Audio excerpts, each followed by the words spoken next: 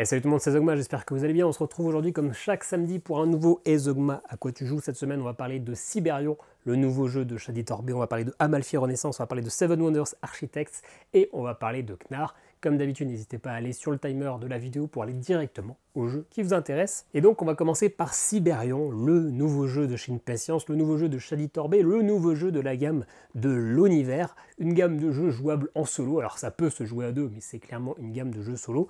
Une gamme de jeux qui maintenant, je crois, a 8 jeux ou 9 jeux, je ne sais plus. Ils sont un petit peu cachés, donc je ne les vois pas. Et ça va toujours un petit peu reposer sur le même concept, c'est qu'on va toujours être dans un univers très mignon, avec les dessins toujours faits par Ellis Plessy. C'est très onirique, c'est très enchanteur, c'est très sympa. Et puis ça va être globalement, il va y avoir une idée de défausser des cartes qui correspondent à certaines icônes pour pouvoir valider des objectifs. Et une fois qu'on a validé tous ces objectifs, on a gagné la partie. Ça va toujours être un concept d'avoir plein de petites extensions qui vont rajouter des petits modules supplémentaires, des petits objectifs supplémentaires qui vont souvent correspondre un peu au même gameplay, mais qui vont durcir un petit peu le jeu parce que vous avez de plus en plus d'objectifs sur une partie qui est toujours aussi courte. Et ça va toujours être un matériel assez simple. Alors je simplifie un petit peu parce que tous les jeux ne sont pas exactement du même acabit, mais on est souvent sur cette base-là. Et donc là, Siberion, j'ai envie de dire qu'il fait partie clairement de ce qu'il y a de plus pur, de plus épuré, et pourtant avec quand même une belle profondeur. C'est-à-dire que là, ça va être clairement ça. On va être dans une usine où toutes les machines sont cassées. Il va falloir réparer ces machines avec les robots qui sont présents dans l'usine. Ça me fait un peu penser à l'usine qu'il y a dans Siberia, première du nom, le jeu vidéo, si jamais vous connaissez, de Benoît Bertrand Sautel, je ne sais plus, là j'ai un vieux doute, je suis en train de dire des bêtises, mais de toute façon on s'éloigne du sujet. Et donc clairement, vous allez avoir des machines, ce sont des cartes. Sur ces cartes-là, il y a des icônes, ce sont les icônes qu'il faut défausser pour pouvoir avancer. Il va y avoir une icône avec peut-être 2-1, une icône avec 2 icônes avec un fusée. Avec une fusée, pardon, pas un fusil, c'est autre chose. Et puis vous allez arriver sur des cartes de niveau un peu plus expert, où là il va falloir défausser 3 cartes, ou des cartes dont la valeur est égale à telle somme. Très simple. L'iconographie est parfaite, vous n'avez pas besoin de lire les règles. Dès que vous avez vu les icônes, vous comprenez tout de suite ce qu'il va falloir défausser. Et donc vous avez la plateforme, c'est la zone où il y a 5 robots, 5 cartes qui apparaissent. Donc chaque robot a une valeur de 1 à 5, c'est son niveau, et chaque robot a une famille, il y a 5 types d'icônes différentes. Soit vous prenez un robot et vous le défaussez pour valider un des objectifs, soit vous défaussez le robot pour activer le pouvoir de sa famille. Donc je vous ai dit, il y a les fusées, il y a les cyclobots, les fusobots, les stocobots, etc. Parce que dans ce jeu, si à la fin d'un tour, vous n'avez pas validé au moins un objectif, vous perdez un jeton soupape qui est un point de vie, et si jamais vous n'avez plus de jeton soupape, et ben c'est game over. Et donc il va falloir se débrouiller avec ces 5 cartes, il va falloir faire des choix, et souvent il va falloir activer les cartes, les pouvoirs de vos personnages. Certes, vous avez envie de garder votre fusée, votre carte jaune, parce qu'il y a un objectif où il faut défausser 2 cartes jaunes, mais si vous n'avez pas de quoi remplir cet objectif, vous allez perdre un jeton soupape, donc peut-être qu'il vaut mieux activer le pouvoir, perdre cette carte, mais par exemple les fusées permettent de rajouter des robots dans la zone flash. La zone flash c'est quoi? C'est une mémoire tampon. Vous mettez des nouveaux robots en fonction de votre niveau dans cette compétence, et on va y revenir juste après, et ça vous permet donc d'avoir ces robots. À la fin du tour, par contre, ils seront défaussés. C'est une mémoire flash, une mémoire tampon, donc c'est du court terme. Pareil, il y a un robot qui va vous permettre de stocker, de les mettre au niveau de votre stock, donc finalement vous allez en mettre de côté et vous allez pouvoir remplir à nouveau votre plateforme, donc vous aurez plus de choix. Il y en a certaines qui vont pouvoir les récupérer des cartes dans la défausse, il y en a certaines qui vont pouvoir permettre de réduire la difficulté des objectifs, et puis il y a un dernier objectif, un dernier pouvoir que je ne vous ai pas cité, oui, ça permet de regarder les premières cartes de la pioche et choisir si vous la laissez au-dessus ou en dessous. Et donc il va falloir jongler entre défausser les cartes pour avancer sur les niveaux et jouer avec ces pouvoirs. Sauf que ces pouvoirs au départ, ils sont de niveau 1, c'est-à-dire que vous les activez, il ne se passe rien. Il va falloir augmenter le niveau de ces pouvoirs, et ça comment vous le faites? Eh bien quand vous avez validé un objectif, vous récupérez la machine c'est un point d'expérience. Pour passer du niveau 1 au niveau 2 sur un pouvoir, il faut une carte. Pour passer du niveau 2 au 3, il faut 2 cartes, 2 points d'expérience. Du 3 au 4, 3 points, et du 4 au 5, le dernier niveau, il faut 4 points, sachant que quand vous passez du niveau 4 au niveau 5, vous allez récupérer un jeton soupape, et donc avoir un point de vie en plus. Je ne sais pas si c'est très clair, mais c'est très simple. J'aime beaucoup ce jeu, je pense qu'il est dans mon top 3, il est assez classique, on va retrouver ce principe dans pas mal de jeux, mais je trouve qu'il va à l'essentiel.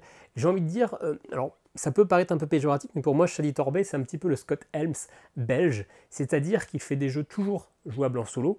Ça va être des jeux qui vont être toujours bien faits, clairs, qui vont bien se comprendre. Ça va jamais être des jeux excellents, ça va jamais être le top tiers des jeux, alors à part Power Sedge pour Scott Helms, mais sinon c'est toujours des jeux bons. C'est jamais des excellents jeux, mais c'est jamais des mauvais jeux. C'est toujours des jeux où on prend plaisir, où c'est clair, où on va s'amuser, etc. Hein, Scotem, c'est celui qui a fait la plupart des microgames. Donc voilà, moi je le compare un peu là-dedans. C'est toujours, on y va toujours avec plaisir, on n'est jamais déçu. C'est jamais la grosse pépite de l'année, mais ça marche toujours très bien. Et bah Hyperion, ça va là-dedans. La partie est filmée, je vous la sortirai en vidéo, probablement mardi ou jeudi de la semaine prochaine. Allez, on va parler un peu de Seven Wonders Architects. Cette boîte-ci, je n'en ai fait qu'une seule partie il y a, c'est sorti quoi, il y a 2 ans peut-être. J'en ai fait une seule partie il y a 2 ans avec ma compagne. Alors en fait, on a fait 2 parties de suite et j'avais absolument pas aimé, alors que j'étais plutôt débutant dans l'univers des jeux de société, mais j'avais trouvé ça ultra simple. Alors c'est le principe, hein, c'est un jeu vraiment familial.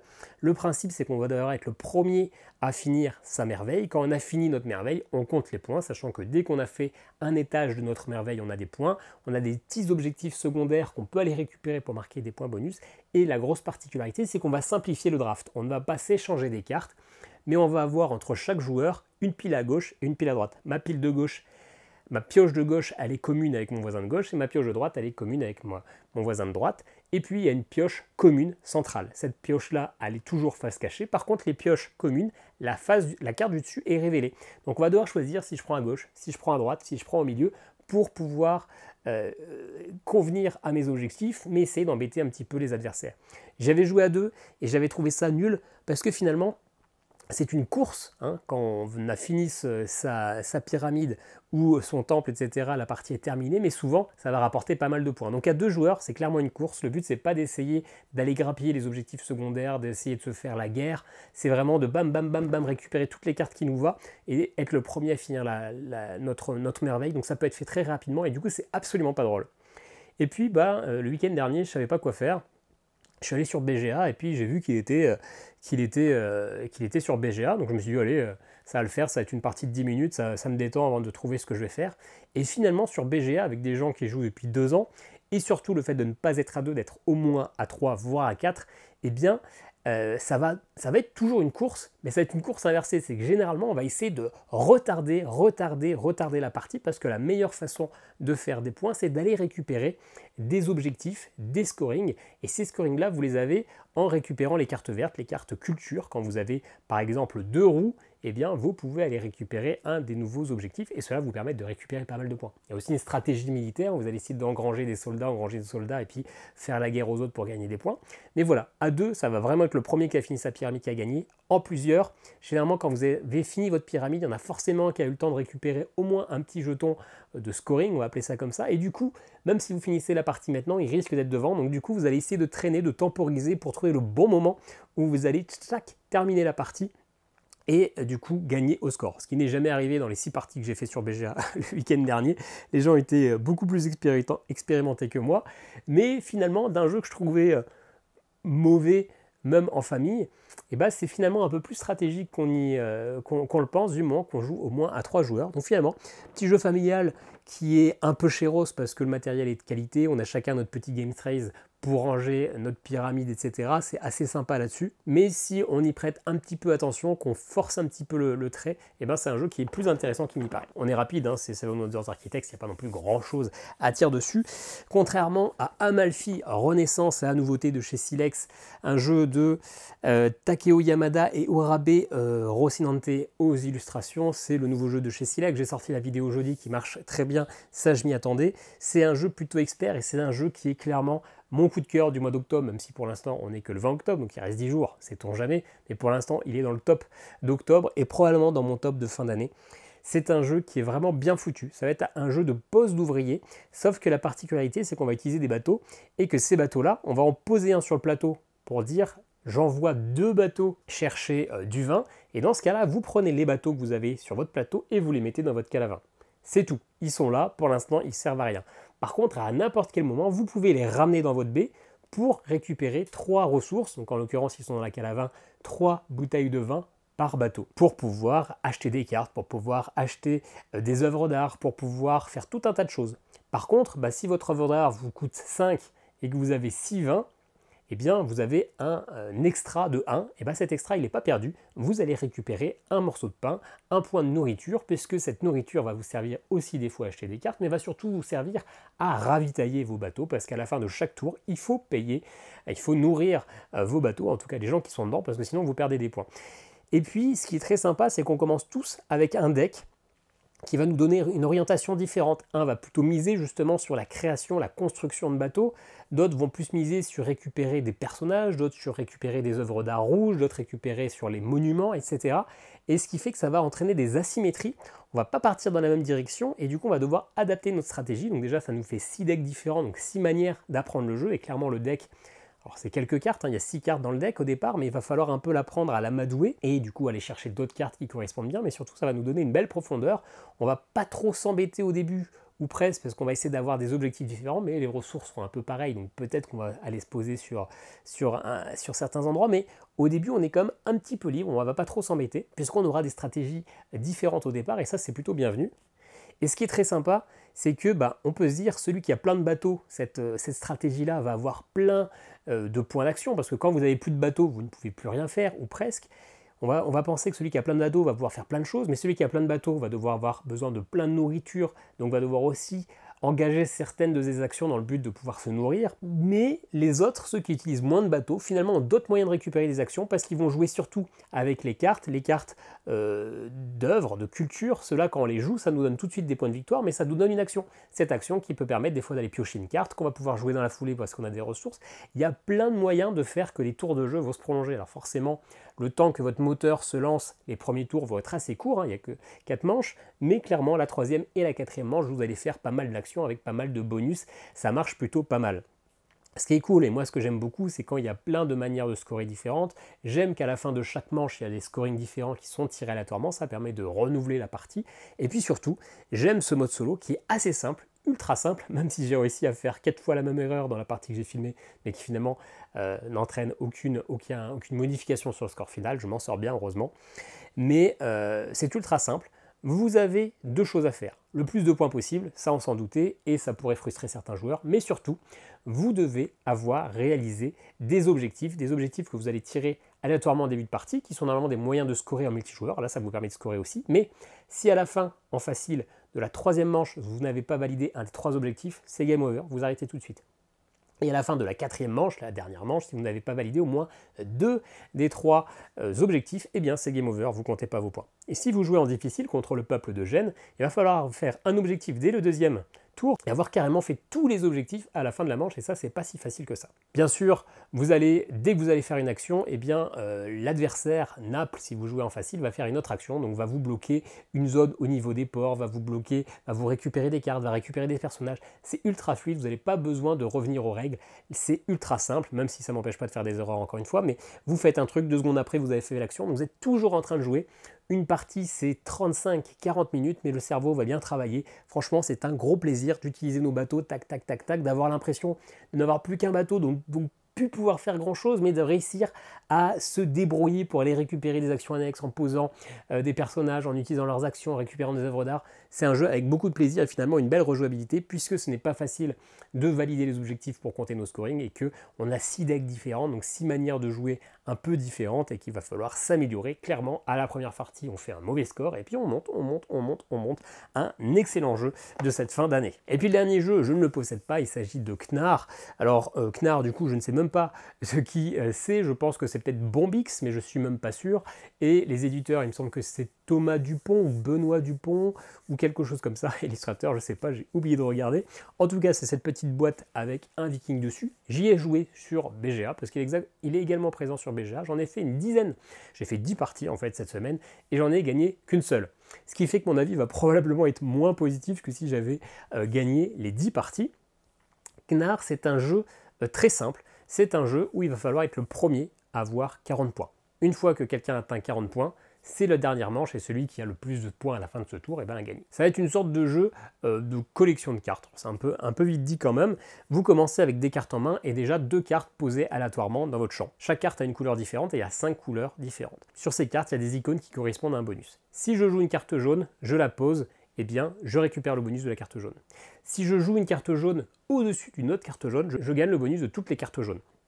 Donc forcément, ça va être intéressant de mettre de plus en plus de cartes de jaune pour faire un moteur intéressant. Ces bonus, ça peut être de gagner des points de victoire, ça peut être d'augmenter sur une piste de renommée, et au début de chaque tour, en fonction de votre avancée sur la piste de renommée, vous gagnez des points tout seul, de manière automatique, donc c'est très intéressant de monter très vite dessus. Et puis vous allez pouvoir avoir des recrues qui vont pouvoir vous être l'équivalent d'un joker, et des bracelets qui vont vous permettre d'actionner des pouvoirs, puisque la première manière de scorer, de faire des points, c'est de jouer une carte sur une autre carte. D'ailleurs, quand vous jouez une carte jaune, eh bien, vous allez regarder dans la rivière la carte qui est présente au niveau du petit carré jaune et vous prenez celle-là. Si vous voulez prendre une autre carte, il faut vous défausser d'une ressource joker, d'une recrue pour choisir une autre carte. Donc, soit vous prenez la gratuite et vous n'avez pas le choix, soit vous prenez une payante. Et puis, il y a aussi des dracars. Ces dracars, pour pouvoir les récupérer, il faut défausser de votre zone de jeu des cartes d'un certain type. 3 cartes jaunes, 2 cartes vertes, 4 cartes de couleurs différentes. Et quand vous les prenez, vous le mettez au-dessus de votre propre dracar et ça vous donne des bonus potentiellement que vous allez pouvoir activer. Ces bonus sont répartis en 3 lignes. Et ça vous donne souvent un bonus immédiat qui sont des points de victoire ou qui sont des recrues ou des points de renommée, etc. Et pour activer ces bonus qui sont sur les dracars, il va falloir dépenser des bracelets que vous récupérez en posant des cartes. Si vous dépensez un bracelet, vous activez tous les bonus qui sont sur la première ligne du dracar. 2 bracelets, vous activez les 2 lignes, 3 bracelets, les 3 lignes. Et ça, c'est assez intéressant parce que du coup, dans ce jeu, il va y avoir 2 stratégies jouables. Une stratégie où on va miser surtout sur poser des cartes sur des cartes sur des cartes pour activer plein de bonus en puissance, ou au contraire, aller récupérer full exploration pour rajouter des pièces à votre Dakar et du coup jouer des bracelets pour activer tous ces pouvoirs. Donc c'est bien, on a 2 modes de scoring différents, on va pouvoir choisir. C'est assez sympa, le jeu est très simple, une partie sur BGA c'est moins de 10 minutes, plutôt 6-7 minutes. En multijoueur, en vrai, je veux dire, ça va probablement être un petit peu plus long parce qu'il y a des choses à manipuler, etc. Mais ça marche plutôt bien, c'est assez fluide.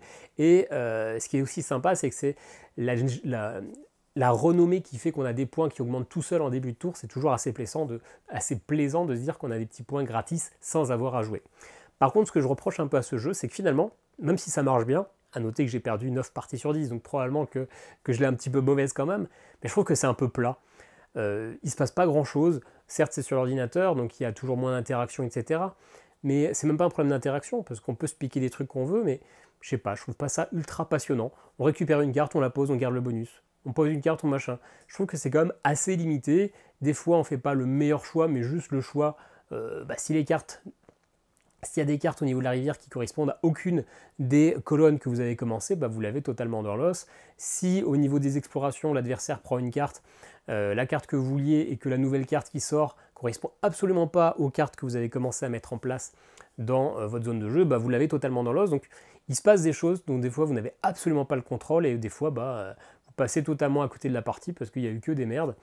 C'est très aléatoire, d'autant plus que vous commencez déjà avec 2 cartes posées et une carte en main, et en fonction de ce tirage de départ, vous pouvez déjà avoir des parties bien engagées, parce que si vous commencez avec des cartes avec de la renommée en main et déjà des cartes de renommée posées sur votre zone de jeu, vous les placez dessus et vous avez déjà un gros bonus pour gagner des points en début de manche. Donc je trouve que c'est pas très bien calibré, c'est simple, c'est rapide, mais moi je trouve ça un petit peu mou et finalement un peu trop d'aléatoire. Après c'est un petit jeu, c'est un jeu qui est plutôt familial, c'est un jeu pas rapide, donc c'est pas si frustrant que ça, mais je sais pas, c'est un jeu qui fait beaucoup de bruit en ce moment, moi je suis un petit peu déçu. Clairement je préfère jouer à Siberian, même si c'est absolument pas comparable, parce que c'est pas du tout le même type de jeu, mais j'éprouve beaucoup plus de plaisir à me casser la tête sur Siberian que sur Knarr. Et encore une fois, j'ai perdu 90% de mes parties, donc ça peut jouer. Voilà, n'hésitez pas à me dire en commentaire ce que vous pensez de ces 4 jeux, il y a des petits liens en description. Si jamais ces jeux vous intéressent, pour vous les procurer sur Ludum, et peut-être, parce que c'est en cours de négociation, également sur Philibert, pour ceux qui préfèrent acheter sur Philibert. Je ne sais pas si ça sera déjà en place au moment où vous voyez la vidéo, parce que je la tourne un petit peu en avance. Dans tous les cas, moi je vous dis à très bientôt pour une nouvelle vidéo. Ciao ciao.